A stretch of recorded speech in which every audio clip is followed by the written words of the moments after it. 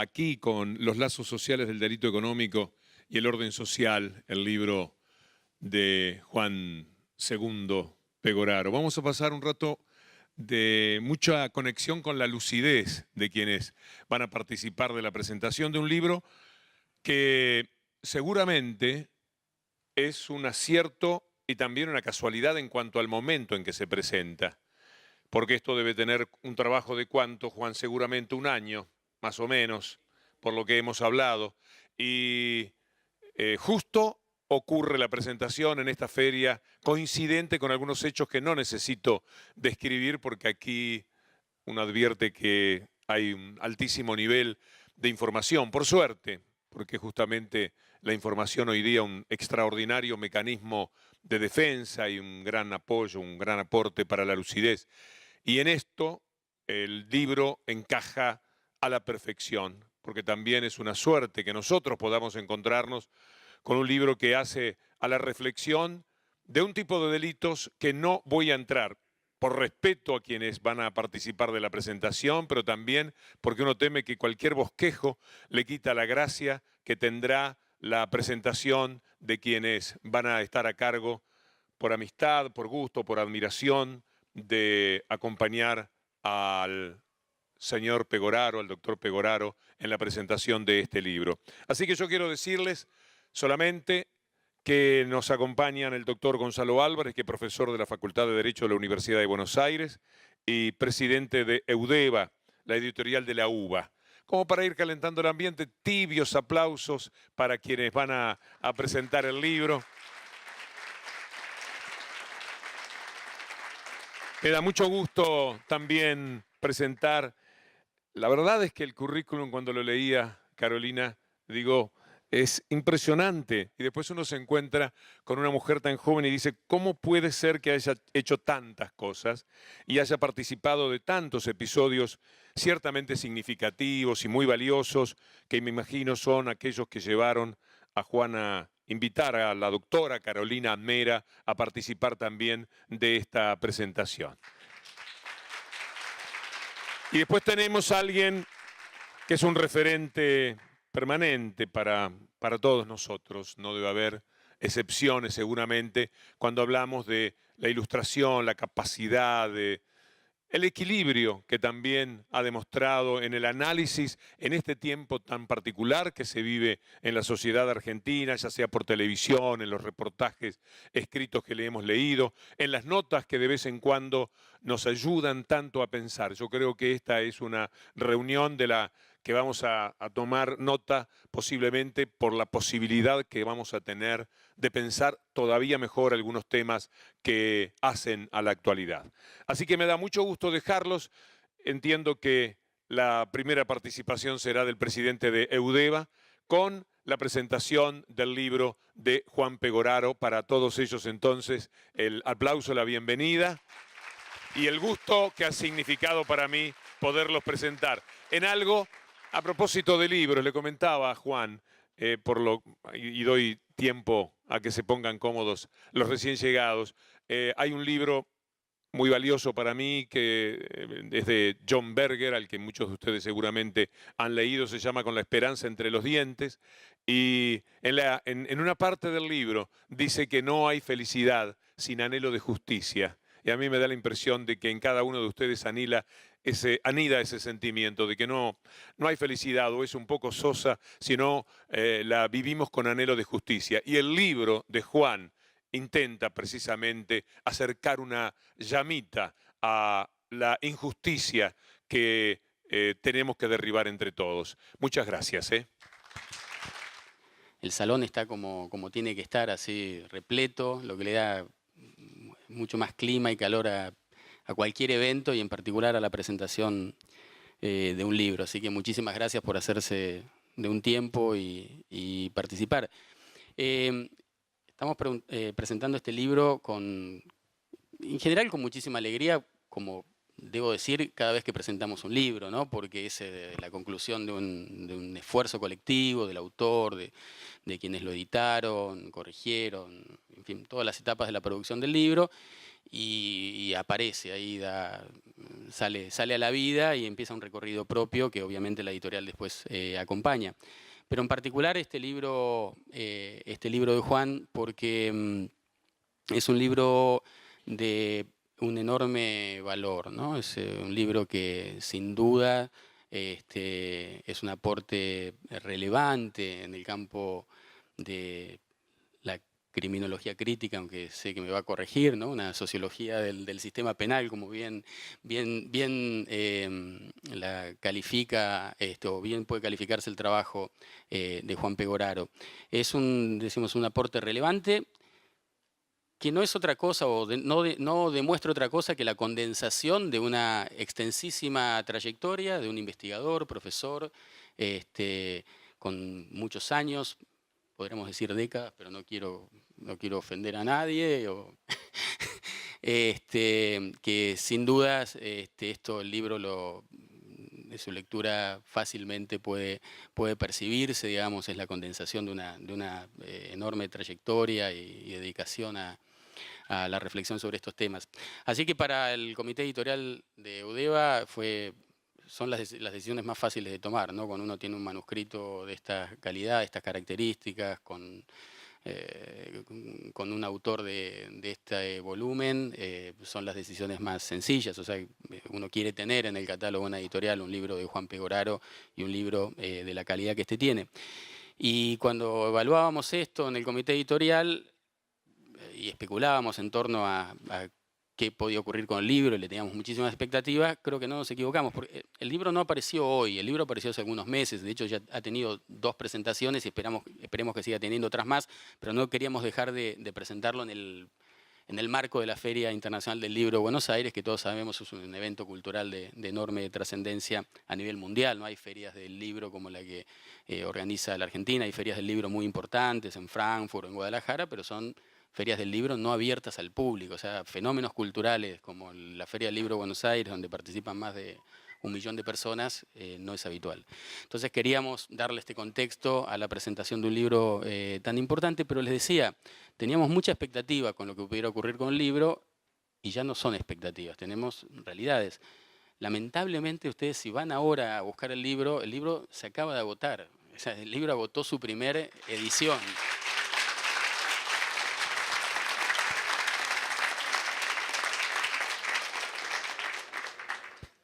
Para nosotros es casi una enorme alegría y hoy, les voy a confesar, es casi una sensación de fracaso, porque llegar a este ámbito y no sin libros nos sentimos muy impotentes. Pero bueno, es la realidad y lo que habla es de su contenido, ¿no? Le gustó mucho el trabajo de edición, aquí está el editor, Esteban, ¿dónde estás, Esteban Lopresti? Perdón, aquí está el editor.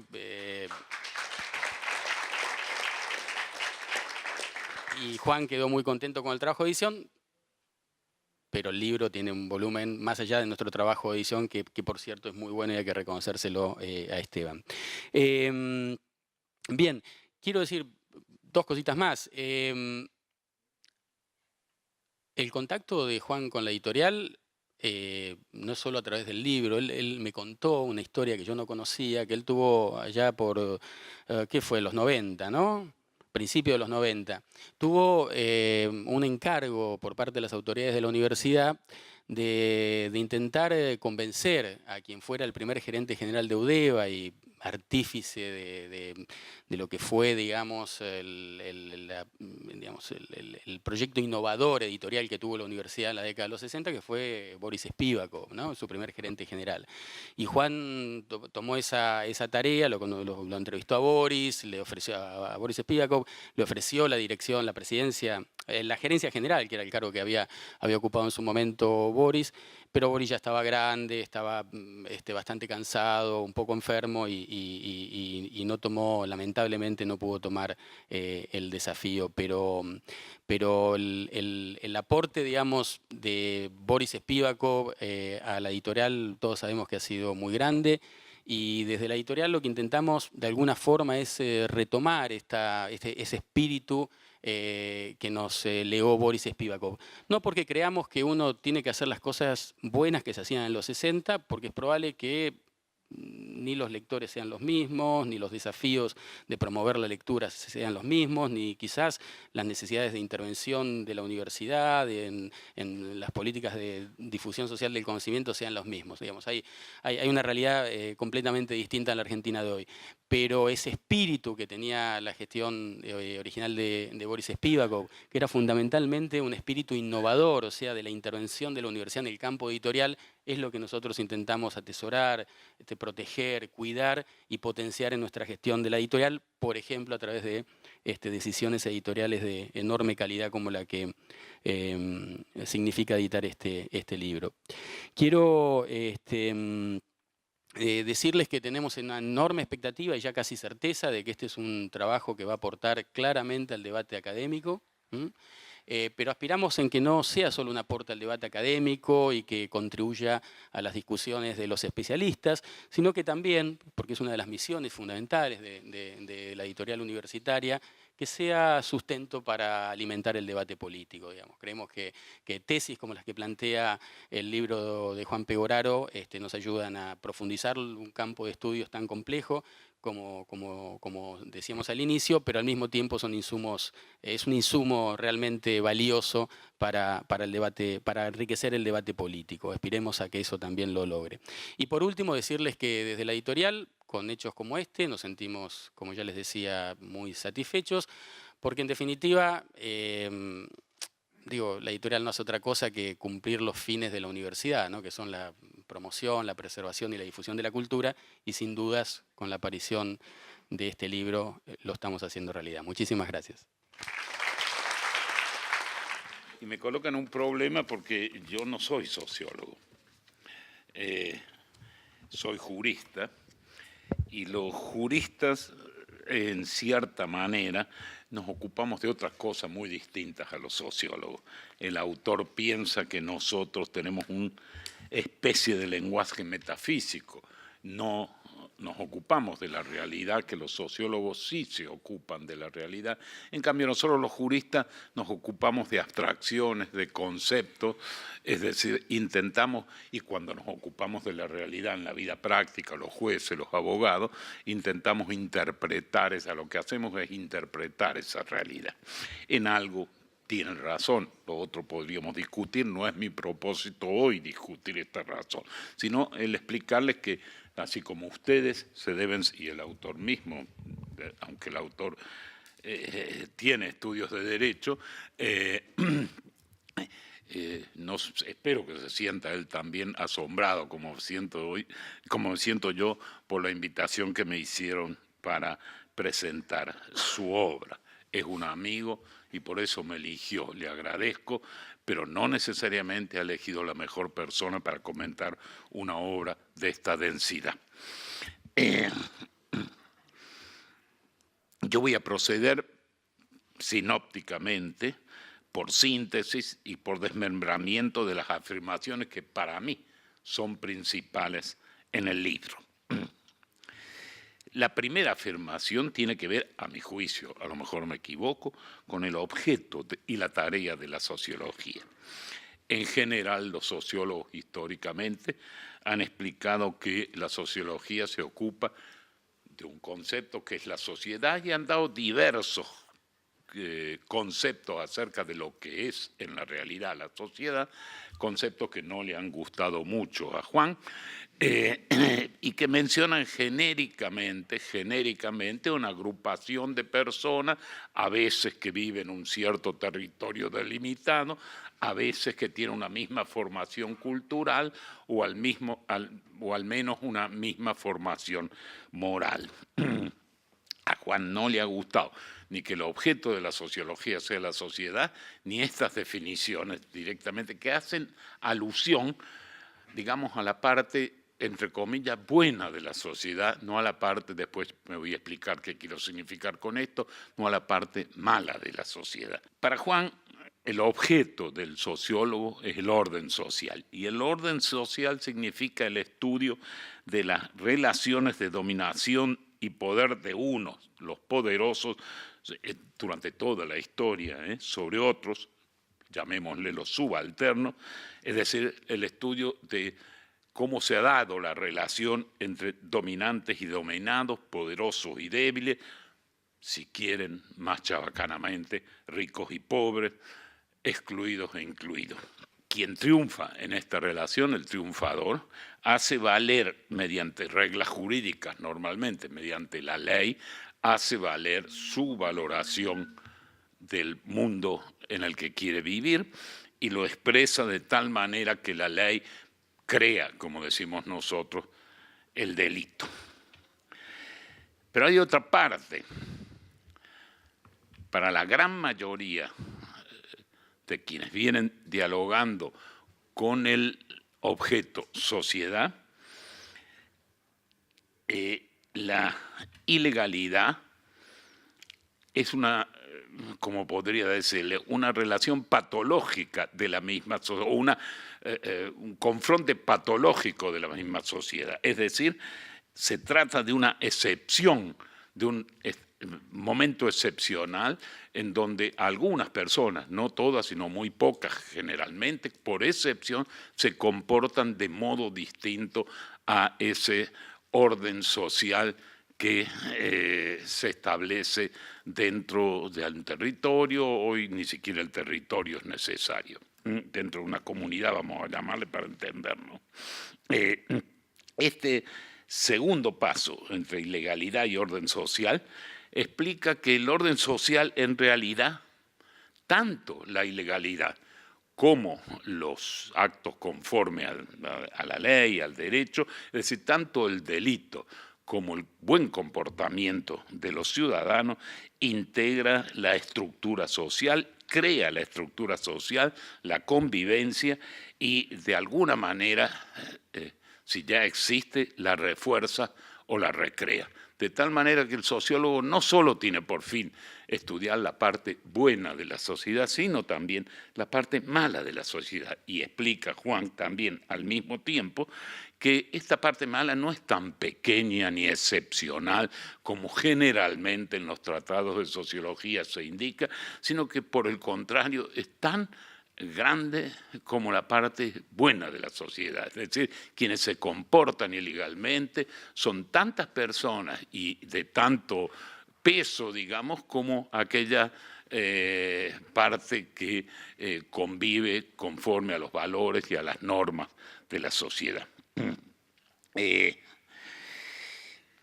El orden social resulta ser entonces no solo el objeto, sino un producto histórico-político, si ustedes quieren también moral y económico, ¿no es cierto? Y no tan solo es posible definir con una definición universal y atemporal, sino que el orden social se define en una determinada fecha de la historia, por decir, en un determinado momento histórico, conforme a los valores que en ese momento se imponen o imponen los poderosos a los débiles. Y Juan se ocupa, yo no me voy a ocupar de eso porque estaríamos todo mañana y pasado acá, de los diferentes estadios del orden social moderno, desde la apropiación originaria, a la que él llama apropiación continua también, porque no solo es originaria, sino que no ha terminado y continúa, que comienza en principio para la era moderna con la conquista y colonización, que es una apropiación territorial violenta, sigue con la apropiación, llamémosle mercantil, la plusvalía, que es lo que precisamente lo que el marxismo, o Marx, mejor dicho, nos describía. Prosigue después mediante el orden social disciplinario, que yo creo que forma parte del Estado benevolente posterior a la Segunda Guerra Mundial, ¿no es cierto? Y por fin termina hoy en día en el orden social que él llama, y yo también creo que está bien llamado, orden social financiero. Por eso les decía, casi no necesita territorio. Ese orden social financiero es la sociedad capitalista de mercado postmoderna para conservar palabras que no son mías, yo no lo llamaría nunca así, y genera nuevos actores y nuevos intereses. Los nuevos actores son las corporaciones y los nuevos intereses o los nuevos problemas pueden, a manera de ejemplo, para darle cierto límite a mi exposición, ejemplificarse con lo que Juan toma como posiblemente de la sociología americana como aquello que se llama puerta giratoria. Y nos explica que esta puerta giratoria quiere explicar hoy en el orden social moderno precisamente la transferencia de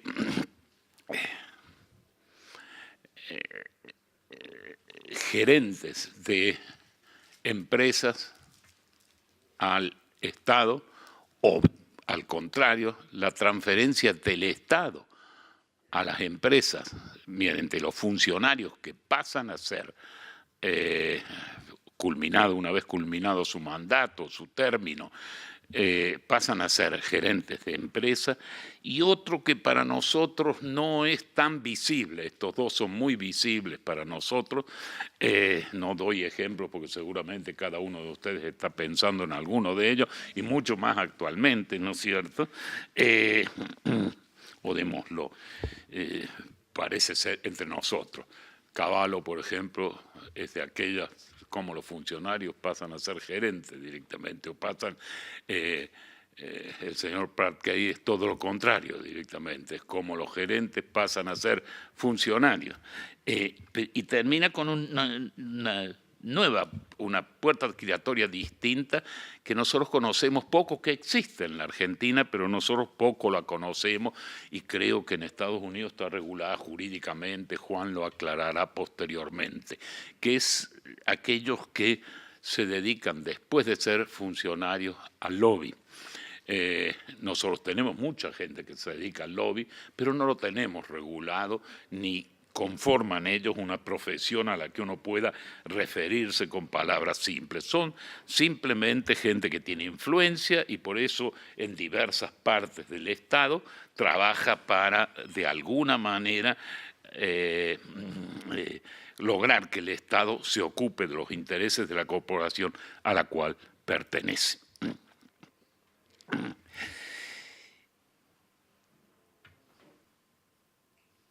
También asombra, y me alegro de que eso asombre, vuelvo al derecho, ¿no es cierto?, una segunda afirmación de Juan, cuando yo pensaba que el derecho penal, por su unión con la filosofía, con la teoría y la filosofía del derecho, era lo más grande que había en el mundo jurídico, por eso me dediqué a ello, no tuve demasiada suerte, pero me dediqué a ello. Resulta que Juan piensa lo contrario, y creo que piensa lo contrario con razón. Para él, el orden social es creación del derecho privado, del derecho civil, del derecho comercial. Él es el que genera nuevas definiciones y el principal definición de la supremacía o los sojuzgamientos de uno sobre otro. Y a propósito de eso, trae una cita que yo les quiero leer. Se trata de una cita de un jefe indio dirigiéndose al presidente de los Estados Unidos directamente, que no solo me hizo reír, después me hizo llorar, sino que, o lagrimear, sino que al mismo tiempo me parece increíble directamente. Este jefe indígena decía, entre signos de pregunta, en la versión castellana, ¿cómo se puede comprar o vender el firmamento? Es decir, el cielo. Ni aún el calor de la tierra. Dicha idea nos es, pensaba él, a nosotros, a los indígenas, desconocida. Tanto el firmamento como la tierra parecía ser de propiedad común y no de propiedad individual de cada una de las personas. Si no somos dueños de la frescura del aire ni del fulgor de las aguas, ¿cómo podrán ustedes comprarlos?, le decía este jefe indígena al presidente de los Estados Unidos. Esto marca, a mi juicio, con absoluta claridad cuál es el problema actual. la sociedad capitalista, si se quiere, posmoderna o actual, es decir, ha erigido un cierto Dios. Ese cierto Dios, a mi juicio, es el individualismo y la propiedad privada individual, y esa falta de frenos o límites a la propiedad privada. No es que esté pregonando que todo pertenezca a todos, sino solamente esa exageración en la definición, lo que es mío y no de otro, que se puede ver en un chiquilín como mi nieto de 4 o 5 años, ¿no es cierto? Este juguete es mío y no tuyo directamente, y por lo tanto yo hago lo que quiero con él. Este individualismo representó, dicho aún por nuestro presidente actual también, cada uno debe de alguna manera lograrse el futuro que quiere lograr y la felicidad por sí mismo directamente. Esto significa cada uno es un individuo, cada individuo debe por su propia fuerza, o si no tiene fuerza, mala suerte, pero lograr el mejor camino que crea posible para su felicidad. Eso es una definición individualista a último punto directamente, o magnificada, ¿no? Yo creo que esto es lo que hace la ley civil en general. Al crear esta situación, y para nosotros lo hemos visto en nuestra propia historia, la desaparición del indio y del gaucho es más que la apropiación de sus tierras, la apropiación de sus tierras por parte del alambrado, que hizo desaparecer toda esa tradición argentina, para decirlo con un ejemplo muy conocido por todos nosotros, porque es nuestro libro de cabecera, digamos. Me refiero al Martín Fierro, ¿no? En cambio, el derecho penal, al que yo creía el sumum de los derechos y aquel que realmente valía la pena estudiar como derecho, los otros eran para mí segundones, el derecho penal se refiere al control punitivo, al control social punitivo del Estado. Lo único que hace es asegurar y reforzar el orden social, es decir, sostener el orden social que el derecho civil crea, plantea, valoriza. Increíbles son los dos papeles que se juegan acá, legalidad e ilegalidad. La ilegalidad, el control social y el sistema penal, por sistema penal comprende tanto el autor como yo también, la policía, los carceleros y la justicia, es decir, comprende una serie de funcionarios que se ocupan del control social punitivo. Divide este control social prácticamente en dos. Uno se refiere al delito que él llama común, yo llamaría de calle en lugar de común, pero no está mal llamado el delito común directamente, que es el delito por el cual se expresa inseguridad todos los días, el robo, el hurto en la calle, incluso el homicidio, con o sin ocasión violento, quiero decir, sin ocasión de robo, la apropiación de cosas que pertenecen a otros mediante engaño o fraude directamente, todos esos delitos que conforman un gran panorama sobre el delito común y que en forma muy, muy genérica se refieren todos a la integridad física o a la propiedad privada, y diría este último bien más que a todos directamente, conforman un gran momento de este control social punitivo. Y el otro son precisamente lo que él llama los delitos económicos organizados por medio de las corporaciones.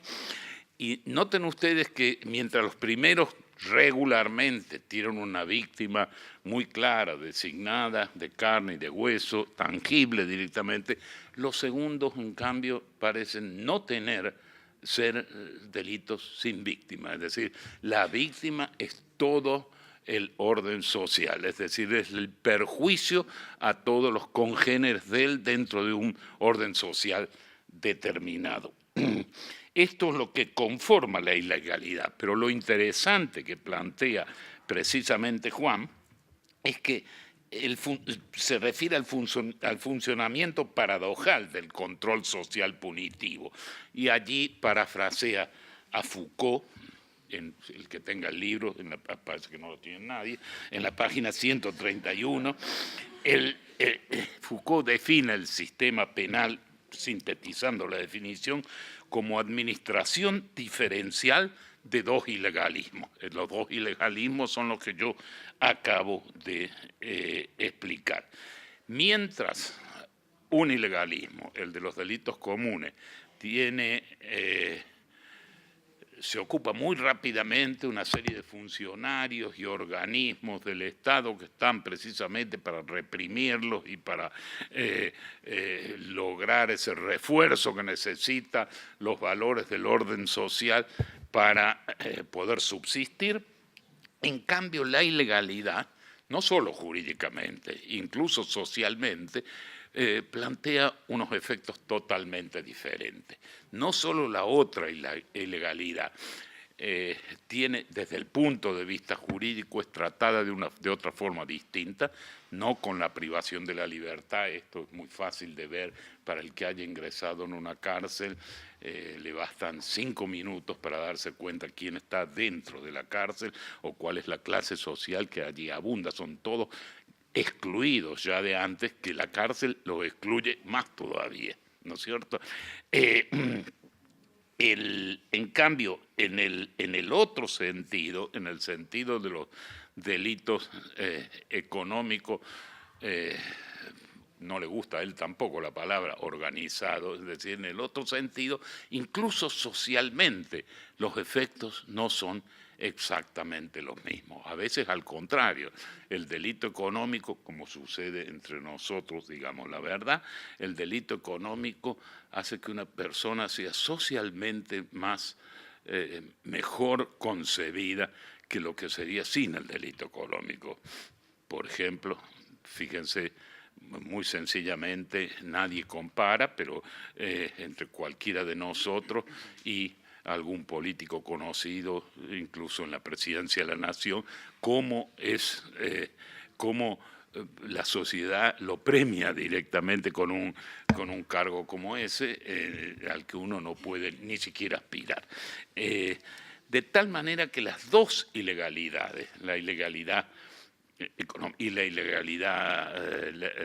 ilegalidad común, no son tratadas de la misma forma por el control social punitivo. La primera de ellas es castigada con rigor en cuanto se puede, y para ella están todos los órganos, los carceleros, los policías e incluso los jueces, ¿no es cierto?, en gran medida.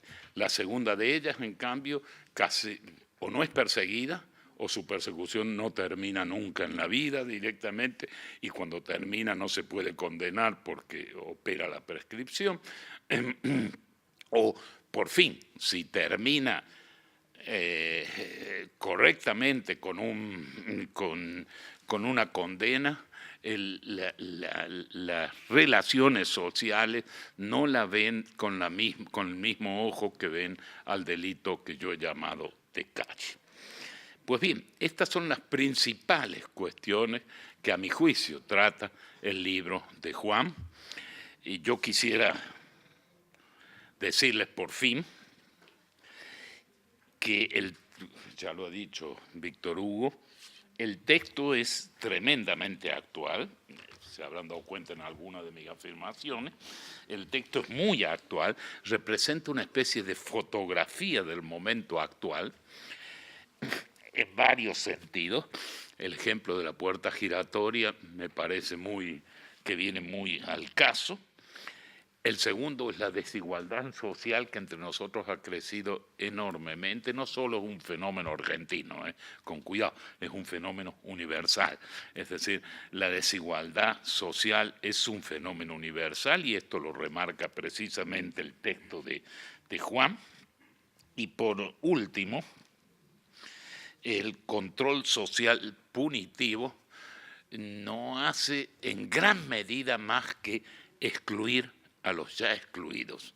Es decir, los que ya están excluidos los excluye, si no definitivamente, casi definitivamente. De esto se ocupa el control social punitivo básicamente. No se ocupa de la ilegalidad en general ni la trata de la misma manera. Por último, mi agradecimiento seguramente a Udeva, que ha editado el libro, muy lindo libro, también en su forma de edición, y a Juan por haberme invitado solo como amigo, porque lo que yo pueda decirle no vale nada al lado de la lectura de su libro. Muchísimas gracias. Para mí es un honor también presentar hoy el libro de Juan,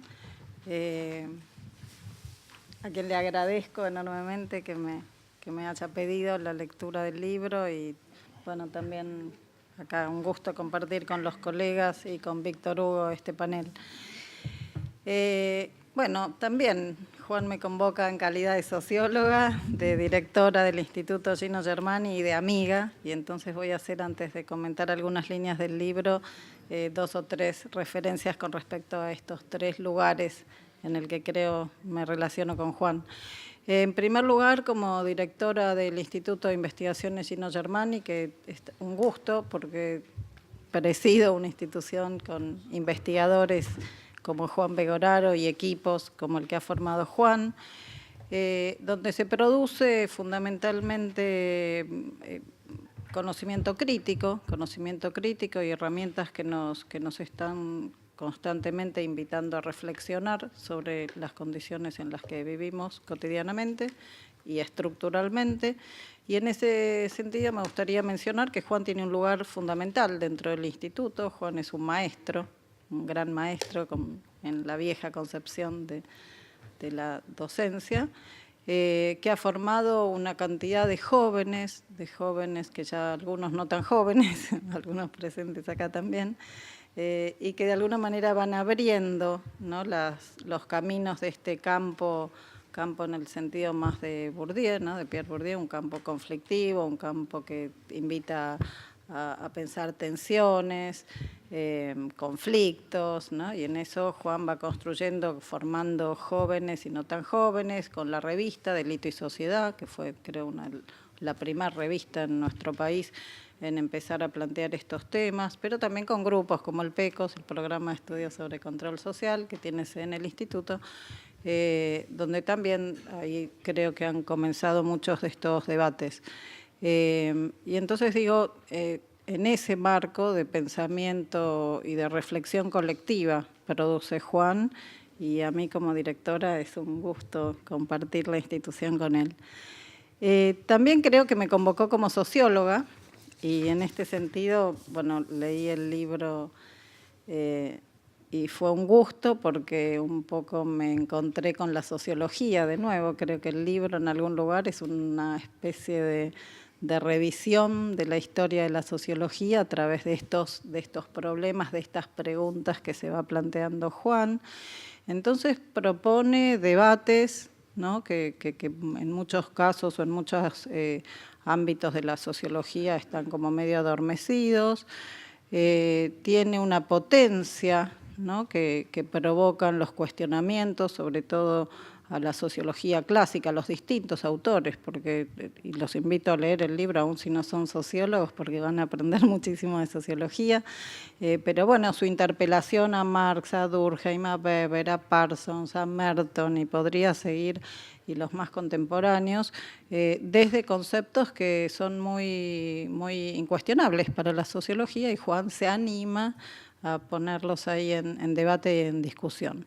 Pero además por la agudeza de las reflexiones y la insolencia, diría, ¿no?, de sus relaciones e interpretaciones con respecto a estos sociólogos, a estos grandes paradigmas de la sociología. Pero también el libro es interesante por la capacidad que tiene Juan autorreflexiva de volcar en el libro, ¿no? Cuando él critica la sociología como ciencia, que de alguna manera, ahora voy a retomar estas líneas, pero él va a criticar la sociología que no dio cuenta de estos delitos económicos organizados, que si bien son muy actuales en la Argentina hoy, de ninguna manera son nuevos para el capitalismo. y eso también Juan lo va a ir manejando y desarrollando a lo largo del libro. Entonces decía, pero esa capacidad de criticar a la disciplina, la propia disciplina, parte creo también de un lugar, de un sociólogo que tiene esa capacidad de verse dónde está produciendo y se siente parte del campo en el que está produciendo ese conocimiento. Y eso también me parece que da una densidad, como ya se dijo acá, y una riqueza al libro, que es no muy común, diría. Y finalmente, bueno, recién decía, hay algo de irreverente, ¿no? Esto de animarse a cuestionar los grandes conceptos de la sociología, ¿no? Y proponernos ya no hablar de sociedad, sino de orden social, y ir discutiendo con cada una de las escuelas sociológicas, ¿no? Orden social, lazo social, delito, anomia, desviación. Digo, esto no nos permite ir recuperando la historia de la sociología. Y luego el libro en sí como libro también es un libro que está más allá de los ejes que ahora retomaré como líneas temáticas. Es un libro fundamentado, es un libro muy trabajado, es un libro con un relevamiento de información, no solo de nuestro país, de América Latina, de América, Norteamérica, Asia, Europa, ¿no? Encontramos constantemente datos y fuentes de lo que se está diciendo, y eso es muy importante porque, digo, este libro forma parte, como ya se dijo, lo dijo el director de UDEVA, forma parte también de un debate político, y muchas veces estas voces son las que se silencian más rápido con argumentos, por ejemplo, ideológicas, ¿no? Un discurso ideologizado, politizado. En este caso es un discurso ideológico, ¿sí? Pero es un discurso ideológico fundamentado científicamente, fundamentado con datos, que va a ir construyendo, por un lado, con corpus armados por él mismo, pero también con estadísticas, ¿no? Por ejemplo, lo que hacía referencia recién nuestro colega sobre los indicadores de desigualdad en estas últimas décadas, y son realmente impresionantes y están bien planteados. Entonces digo, es un libro sólido en todo sentido, en sus reflexiones, en sus argumentaciones, pero también digo en esto que nos plantea finalmente el mundo académico, que es poder dar cuenta con una revisión no solo bibliográfica, de corpus original, etcétera. Y lo que me parece también más importante, que mencioné al principio, es la idea de contribuir a un pensamiento crítico, ¿no? De no abordar estos temas como con una liviandad, una ligereza, como en general creo que se toman. Y la tercera dimensión, por la que también estoy acá sentada hoy, es porque creo que ya hay una amistad con Juan, una amistad que además tuve el gusto de compartir con algunas personas, algunos afectos entrañables para Juan y también para mí. Me refiero específicamente a Pedro Croch y a Norma Giarraca, dos profesores también de la Facultad de Ciencias Sociales, de distintas áreas de la especialistas en distintas áreas de la sociología, y sin embargo le comentaba a Juan, cuando leí el libro, acá están cada uno en distintos debates, ¿no? Y entonces digo, bueno, este libro también Juan lo construye, no solo en ese espacio que es el instituto, el PECOS, ¿no? y su equipo, sino también en muchos años, ¿no? De venir dialogando con colegas, con pares y madurando estas ideas. Por eso insisto, aunque sea de una actualidad brutal, obscena hoy, el libro en realidad da cuenta de un proceso, del desarrollo del capitalismo, y cómo estos sistemas justamente se van armando de esta manera, ¿no? Como lo propone Juan, así con estos mecanismos de legalidad e ilegalidad que lamentablemente la sociedad no logra visibilizar, digamos, o ponerlo en un plano donde pudieran tomarse otro tipo de posicionamientos. Y entonces Juan nos invita, como ya nos adelantó antes el colega, a pensar el orden social, ¿no? Y cómo este orden social convive con una cantidad, generalidad de otras acciones ilegales, ¿no? Entonces dice conductas ilegales que quedaron fuera del estudio de las relaciones sociales para la sociología, ¿no? Conductas ilegales que la sociología en general visualizó como desviaciones, ¿no? Como conductas marginales y que fueron entonces un poco las que fueron el foco. Y Juan va a proponer ir más allá de eso, ¿no? de este delito común o de este delito de calle, para pensar por ahí en el delito como un sistema mucho más complejo, donde, por supuesto, están estos delitos que son considerados delitos por el derecho penal, como ya fue dicho, pero sobre todo, y eso me parece que es la genialidad del libro, poder construir un concepto teórico, diría, en algún momento Juan se adelanta a decir un tipo ideal, tal vez hasta diría, que dé cuenta de este delito estructural del capitalismo, ¿no? De este delito que, como Juan bien muestra a lo largo de todos los capítulos del libro, no ha sido prácticamente trabajado por la sociología, que siempre se quedó en ese delito pequeño, ¿no? En cosificado. Y Juan entonces nos invita a pensar el delito económico organizado. Y este delito económico organizado lo va a ir construyendo a lo largo del libro, y va a empezar, yo voy a leer una frase al inicio del libro, cuando él dice, ¿qué es el delito económico organizado? En suma, considero de manera relevante aquellos delitos que requieren algún tipo o forma de organización y administración, que incluyen a más de un individuo y tiene una finalidad de apropiación de bienes con efectos importantes en la estructura social y que por las relaciones que crean generalmente gozan de impunidad o inmunidad social y penal. Estas ilegalidades no requieren necesariamente formas violentas o el uso de la fuerza física para obtener su resultado exitoso. Entonces dice, ¿qué sería el delito económico organizado? Dice, la organización empresaria, delictiva, dedicada a negocios ilegales legales, de una cierta complejidad política jurídica, con la necesaria participación de profesionales o expertos y de manera frecuente con instituciones y o funcionarios estatales, que produce una recompensa económica importante y que sus participantes son inmunes o impunes social y penalmente. Y esta idea de delito económico organizado, que es muy difícil de definir justamente porque por eso se trata de un delito tan invisibilizado, va a decir Juan, se basa en relaciones sociales, ¿sí? Se basa en hay lazos sociales del delito económico organizado. Relaciones sociales de las que participan, voy a leer solo algunos porque hay páginas enteras, ¿no? Empresarios, financistas, inversores, banqueros, asesores jurídicos, ejecutivos, profesionales, funcionarios, políticos y administrativos, legisladores, judiciales y, por supuesto, los medios de comunicación, que son los principales actores en, digamos, crear los discursos y las argumentaciones para invisibilizar estos delitos en tanto delitos, ¿sí?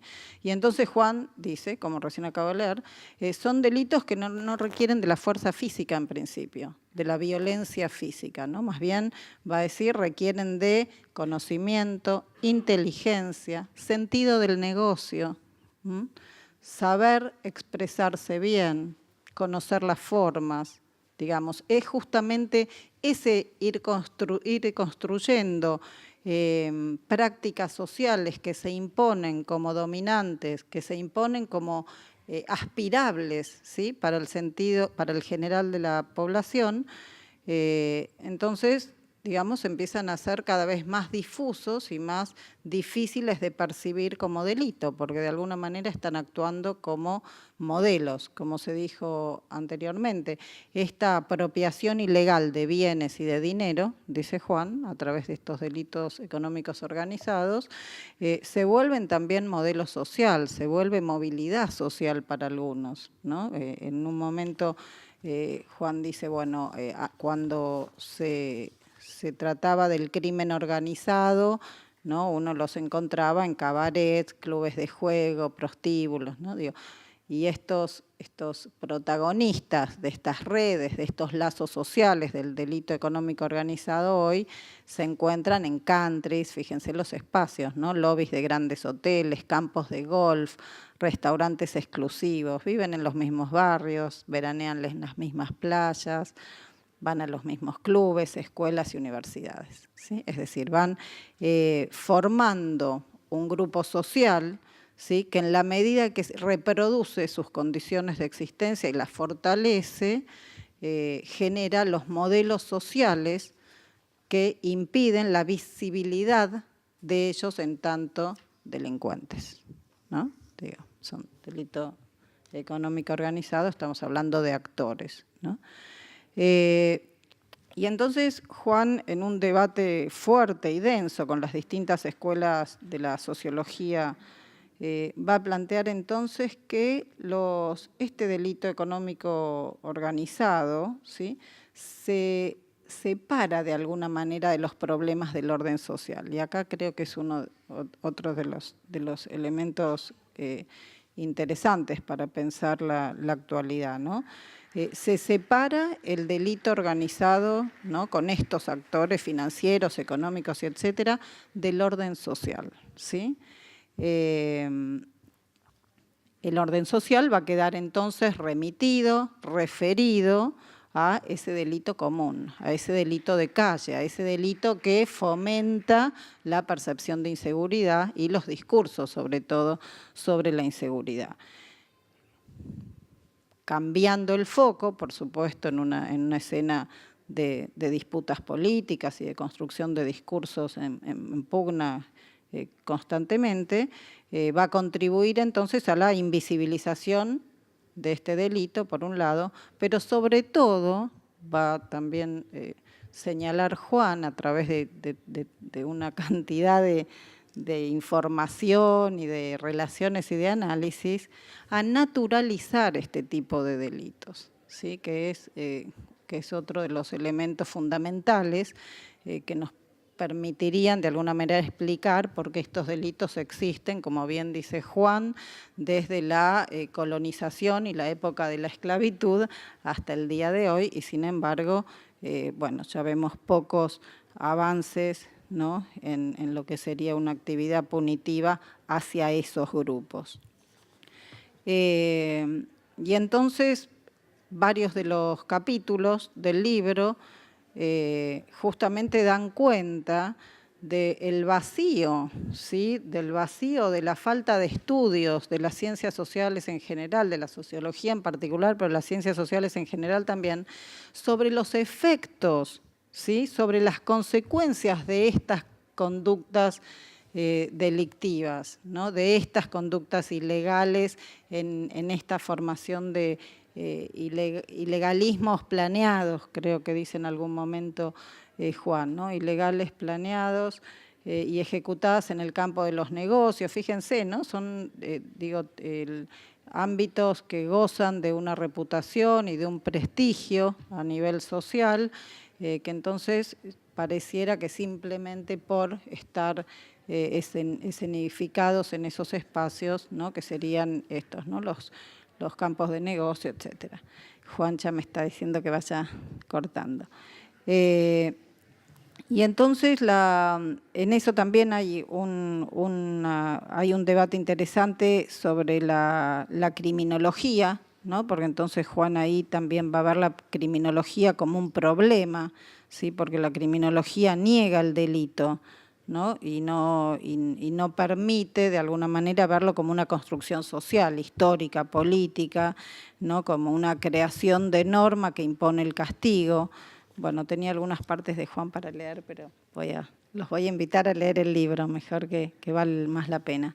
Entonces digo, estos grupos tan visibles, por un lado, en cuanto a modelos sociales, en cuanto a aspiraciones, ¿no?, del capitalismo mercantilizado en su máxima exponencia, como es el capitalismo financiero hoy, van construyendo estas ilegalidades legales, ¿no?, que están fundamentadas en el libro desde la existencia y las transferencias de dinero en los bancos offshore de empresas locales, ¿no?, los bancos, algo que está también muy actual en este momento, hasta la estatización de deudas privadas, también hechos que hemos... y sin embargo que quedan en el imaginario, ¿no?, de la sociedad, que no son punidas ni son ni siquiera construidas como delito, ¿no? Por eso esta idea del delito económico organizado como difuso, ¿no? En un momento dice Juan, no hay una oficina, no hay una centralidad, digo, son redes que operan y que operan además por esto que también marca la visión del negocio, ¿no? Porque ahí hay una lógica mercantil sobre todo, y para ir avanzando, que Juan va a ir avanzando también en el libro y con el desarrollo, digamos, del capitalismo y más específicamente la etapa actual del neoliberalismo, con la hegemonía del sistema de los sectores financieros, digamos. Y acá aparece algo también interesante al final del libro que me parece que nos brinda elementos para reflexionar, que es esta estrategia de los discursos neoliberales de plantear discursos moralizantes, ¿sí?, que ocultan de alguna manera los mecanismos por los cuales esas estructuras o esas redes delictivas se construyeron, ¿no? Y acá también, digo, Juan llega a esta idea del neoliberalismo financiero hoy, pero va a dar cuenta de esto desde la historia de Argentina, ¿no?, desde Lisandro de la Torre y el pacto Roca-Runciman y pasando por los distintos golpes militares y etcétera hasta la actualidad, y esto que ya y cómo eso se va estructurando en este sistema del van y vienen, de la puerta giratoria, ¿no?, de poderes ocultos, de poderes invisibles que finalmente terminan condicionando las políticas públicas y la dirección de las transferencias de los recursos del Estado. Entonces, bueno, para ir cerrando, creo que justamente lo que intenta el libro es dar cuenta de esta esfera, ¿no?, de esta esfera del delito económico organizado. Tiene consecuencias y efectos directos sobre la vida de las personas. Y ya para los últimos capítulos, entonces Juan trae datos concretos, que no les voy a leer porque si no me voy a ir mucho de tiempo, sobre el aumento de la concentración de la riqueza, de las desigualdades, de algunas variables duras de la sociología que normalmente parecieran como estar en otro orden de cosas, ¿no? Algunos sociólogos trabajan desigualdad y otros trabajan la estructura carcelaria, ¿no? Entonces, y ahí digo también, ¿no?, va a hacer referencia a esta idea de crédito-deuda tanto de los países, algo que también estamos viviendo en Argentina nuevamente, como de las personas.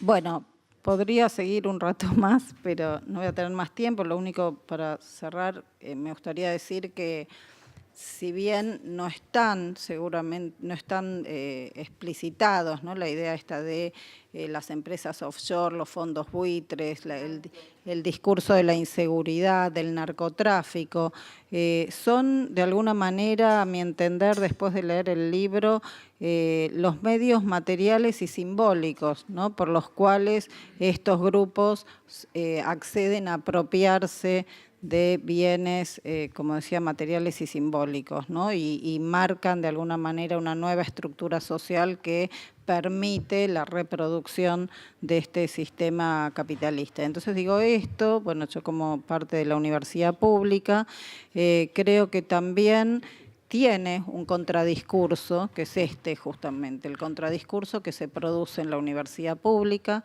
el contradiscurso que se produce a partir de un pensamiento crítico, creo comprometido con el bien público y comprometido con una sociedad, aunque a Juan le pese, con un orden social, diríamos, con un orden social más justo, más igualitario, ¿sí? Y menos deshumanizado. Así que yo los invito a leer el libro porque la verdad es que es desde el punto de vista de la sociología, pero sobre todo creo que para pensar la política hoy. Estamos en una coyuntura en nuestro país que muchas veces no entendemos cómo pasan las cosas y creo que este libro echa luz a un montón de esos aspectos y bueno, debería ser, creo, bibliografía obligatoria en las escuelas primarias y secundarias. Gracias. Primero, corresponde, además que me parece que es un hecho de que estoy muy agradecido en un orden que puede ser, que no podría no ser este, pero bueno, voy a plantear que agradezco mucho a UDEVA, realmente ha sido me han premiado, me parece que es eso, un premio para este libro y para mí, porque estoy muy orgulloso de que sea UDEVA quien me ha dictado este libro. Yo soy de la Universidad de Buenos Aires, también de la Universidad del Litoral, soy de la generación del 60, y como tal, el pensamiento crítico es un pensamiento que se mantiene, y lo veo aquí, no obstante las diferentes generaciones que están aquí presentes. A mí me parece que en ese momento de los 60 fue un momento muy importante en la vida social argentina, porque estábamos en contra de la guerra de Vietnam, pero además por la paz y por el amor. Y me parece que esto ha marcado a muchos en esta generación, en mi generación. Por supuesto, digamos, el Instituto de Investigaciones Gino Germani, que me ha dado un espacio importantísimo, con el cual disfruto todos los jueves desde el año 94, las sesiones del Seminario Permanente del Control Social, con el PECOS, Programa de Estudios del Control Social, y sobre todo el afecto de tres directores últimos, Pedro Croch, que lo nombró Carolina y Julián Rebón, porque me parece que tenía que agradecerles a ellos que me hayan posibilitado esto. Y por supuesto a la Rosa Blindada del PECOS, porque me parece que sin ellos este libro tampoco hubiera sido posible, y creo que lo digo por ahí. El libro parte de una incomodidad muy fuerte con respecto a cómo se maneja el tema del delito común, hasta el punto tal de que nos crea tanta sensación de que si salimos a la calle nos van a matar. Entonces me parece que eso además cumple una función, que es opacar o por lo menos invisibilizar el delito económico. Históricamente ha sido así, pero ahora, digamos, me la he agarrado con el pensamiento sociológico, porque digo, el pensamiento sociológico, ¿cómo no va a tratar este fenómeno social tan importante? Digo, entonces me parece que el libro no trata el delito, sino trata la desigualdad social, ¿no? Porque son los efectos y la función que cumple el delito económico. Entonces, en el libro hay varios datos sobre esto, pero les diría así que a nivel mundial, el 20% de la población se apropia del 82,7% de los ingresos.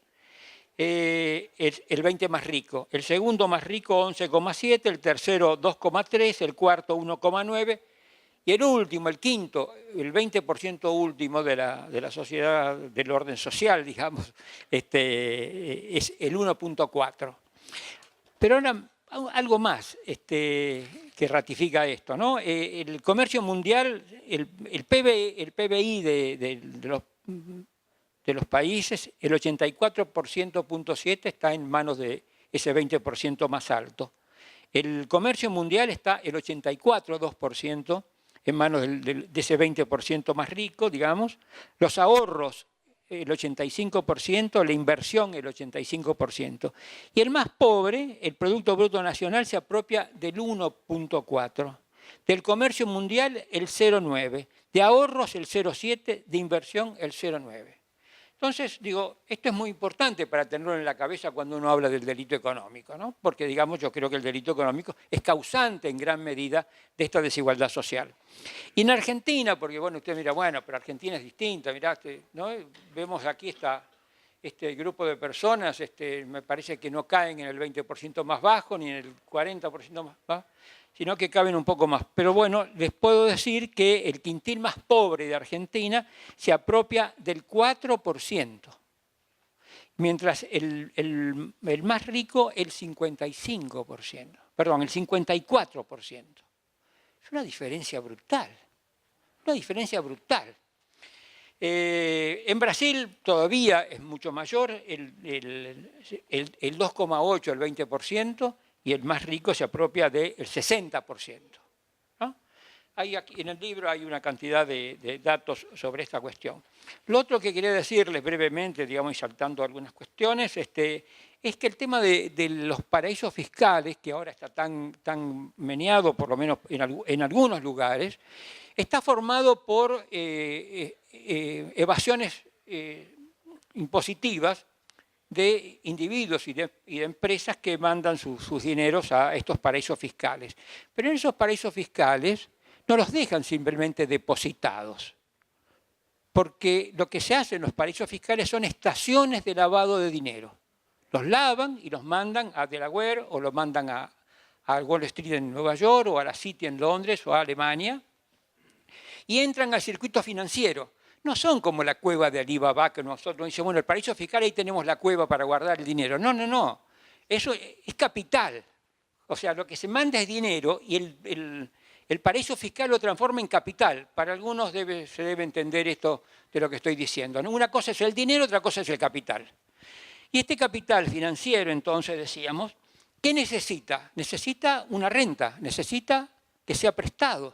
Y por lo tanto, ¿qué hace? Crea deudores. Crea deudores políticamente. Políticamente crea deudores, ya sea que por la violencia, por el delito, o por argucias, por maquinaciones, por la compra o la integración de funcionarios gubernamentales, ¿sí? O funcionarios que tienen importancia en los organismos internacionales. O sea, cuando uno dice Rato fue presidente, Rato el español, fue presidente del Fondo Monetario Internacional. Ese ladrón, ahora preso en España, ese fue presidente del Fondo Monetario Internacional, al cual nosotros hemos acudido en muchas etapas de la vida y creo que ahora se está volviendo a eso. Una voz, nos tenemos que desalojar, ¿no? ¿O no? Sí, no, bueno, sí, es así.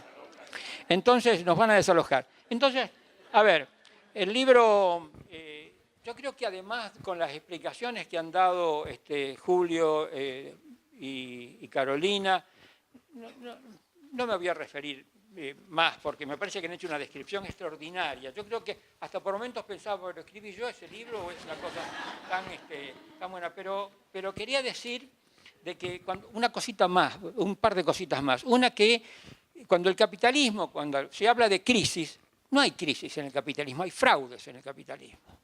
¿Sí? No hay crisis, es mentira. Fíjense que la crisis de 2007-2008 lo crearon grupos financieros como Goldman Sachs, Lehman Brothers, JP Morgan, creo que tenemos algunos funcionarios actuales, ¿sí? HSBC, o sea, los bancos y las financieras y las grandes compañías de inversión hicieron esto. Y lo hicieron ¿cómo? Con las hipotecas subprime, que quiere decir con derivados, y esos derivados incobrables, ¿a quién? A los propios que habían comprado. ¿Y qué hicieron? ¿Qué hicieron los estados, tanto de los países desarrollados? Rescataron a estas empresas. O sea, la única que quedó enganchada, porque se debe haber pasado, o porque esto de buey de piraña que yo digo por ahí, es Lehman Brothers. ¿Pero qué quiere decir buey de piraña? Se usa en Brasil. ¿Qué quiere decir buey de piraña? Piraña saben lo que es, ¿verdad? O sea, un pescado que es muy voraz. Entonces, ¿qué hacen? Cuando van a pasar una manada, no, ¿cómo se dice? Un rebaño, perdón.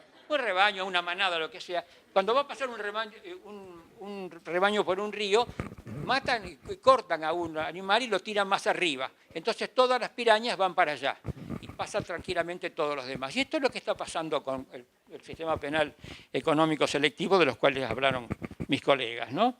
Y bueno, además, una cuestión más que ya termino, es que En Más y Poder, un libro de Elías Canetti, realmente una de las grandes obras que he leído en mi vida, habla de que había, habla de tiempos anteriores al capitalismo, las mutas. Las mutas estaban compuestas por un grupo de personas que avistaban una presa, la cazaban y se la repartían. Y yo creo que los holdouts y los fondos buitres, también llamados así, tienen esa función. O sea, son las nuevas mutas. Las nuevas mutas en la sociedad moderna, en la sociedad globalizada, como la sociedad moderna, ¿sí? Simplemente estamos en presencia de ellos y estamos amenazados por ellos. Una, porque crean deudores. Dos, porque nos prestan dinero para que paguemos una renta. Y tres, porque se reparten después la presa, digamos, atacando a los gobiernos, los estamos viendo en América Latina, uno tras otro, el avance que tiene estas ideas. Y para terminar, decía que este pensamiento se basa, digamos, que había dicho en un principio, en los 60, y evoca también el mito de Sísifo, que fuera castigado Sísifo por burlarse de los poderosos, de los dioses. Estos le concedieron la vida eterna, que es muy importante, le concedieron la vida eterna. Nunca morirá, pero a cambio de alto precio. No descansará en paz hasta pagarlo. Empujaron una inmensa piedra hacia arriba en la montaña, tratando de que pase del otro lado, pero la piedra terminaba rodando hacia abajo y Sísifo volvía a empezar. Y nuestra generación hace lo mismo. Muchas gracias.